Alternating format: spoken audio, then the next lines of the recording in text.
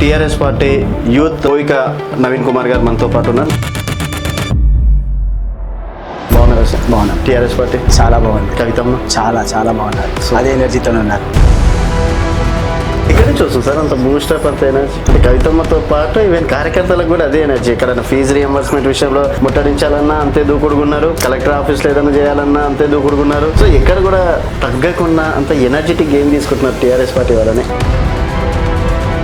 మా టీఆర్ఎస్ పార్టీలో యూత్ ని చాలా ఎంకరేజ్ చేస్తున్నాం. యూత్ దెబ్బలు కొట్టడానికైనా దెబ్బలు పడడానికైనా ఏది ఉన్నా సరే అన్న మేము ఫైట్ చేస్తాను అడుగుంటాం. అక్క గురించి ఇంత బాగా చెప్తున్నారు కదా, ఇదే అక్క గురించి జాగృతిలో వర్క్ చేసిన వాళ్ళు, సో అక్కని నమ్ముకొని 10 సంవత్సరాలు ఆగమైనాం, అక్కని నమ్ముకొని ఈరోజు రోడ్డు మీద పడ్డాం అని చెప్పేసి విమర్శించిన వాళ్ళు కూడా ఉన్నారు. నేను ఎవరో అనామకుని నేను పోయినప్పుడే కూర్చోబెట్టి నేను ఏ కులమా ఏ గోత్రమా ఏందా ఏం అడగకుండా నాకు బ్రేక్ఫాస్ట్ చేపించి నా ప్రాబ్లం 10 నిమిషాలు సాల్వ్ చేసి పంపించేసిన ఆమె 10 సంవత్సరాలు ఎంబడి తిరిగి అక్కెంబడి కష్టపడి తిరిగిన వాళ్ళకి సపోర్ట్ చేయదనా?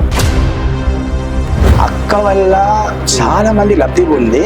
అక్కకి ఇవాళ రోజు మాట్లాడుతారంటే వాళ్ళ అయ్యమ్మలకు సంస్కారం నేర్పియలేదు. తండ్రిని విమర్శిస్తుంది, అన్నని విమర్శిస్తుంది. సో మరి ఇంత రెస్పెక్ట్ ఉన్న వాళ్ళు తల్లిదండ్రులను విమర్శించి ఈరోజు బయటికి వచ్చి రాజకీయ స్వార్థం అని చెప్పేసి అనుకోవచ్చు కదా. ఎందుకు ఫైట్ చేయదన్న ఫాదర్తోని? పార్టీలో అక్కను తొక్కేసారు. మా కళ్ళ ముందు జరిగింది. అందరు అందరూ చీరలేసి మా అక్క చీరలు వేయలే. ఇంకా ఆడబిడ్డకే మీరు మీ పార్టీలో సపోర్ట్ చేయనప్పుడు ఎందుకుంటారన్నా? టీఆర్ఎస్ పార్టీ అని చెప్పుకున్నాం కదా, ఈరోజు టీఆర్ఎస్ పార్టీకి సంబంధించి 15 రోజుల్లో కనుక సరిగ్గా వివరణ లేకపోతే ఆ పార్టీ పేరు కూడా మీకు ఉండదు. మేము మా పార్టీ పేరు చేంజ్ చేయడము కాని పని నేను కాన్ఫిడెన్స్ అంతే అన్న. రీసెంట్గా ఉప్పల్ బగాయత్లో రేవంత్ రెడ్డి ఈరోజు నుంచి నీ పతనం మొదలయ్యింది అని చెప్పేసి ఒక మాట మాట్లాడటం అనేది జరిగింది. సో 2028-29 డెఫినెట్గా టీఆర్ఎస్ పార్టీదే అనుకోవచ్చా? ఇప్పుడు బగాయత్ ఏదైతే జరిగిందో మన సొంత ఇంట్లో అక్క చెల్లెలు జరిగితే మన రక్తం ఎట్టమరుతాయనా?